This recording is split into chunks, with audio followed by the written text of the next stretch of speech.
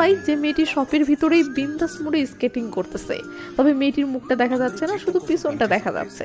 আর আদিব মেয়েটিকে পিছন থেকে দেখেই পুরো ফিদা। তো মেয়েটি এই শপেরই সেলস গার্ল, এটা বুঝতে পেরে আদিব মেয়েটির কাছে আসলে মেয়েটি বলে, স্যার আপনার কিছু লাগবে? আদিব তো কিছু কিনতে আসেনি, তারপরেও সে বলে ওঠে, হ্যাঁ একটা ক্রিকেট ব্যাট লাগতো। মেয়েটি তখন একটা ব্যাট পছন্দ করে দিলে আদিব আরো যা যা কেনা যায় সব কিনতে শুরু করে, এই যেমন leg guard, cap, hand gloves, ball, safety helmet ইত্যাদি।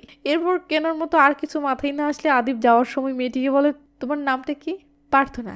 ওকে, থ্যাংক ইউ প্রার্থনা। এই বলে আদিব যেতে ধরতেই প্রার্থনা বলে ওঠে, তোমার কি বিয়ে করার ইচ্ছে নেই? আদিব তো কিছুই বুঝতে পারছে না। প্রার্থনা বলে, বিয়ে, হানিমুন, বাচ্চা এসব একটারও ইচ্ছে নেই? আদিব অবাক হয়ে বলে, আছে তো।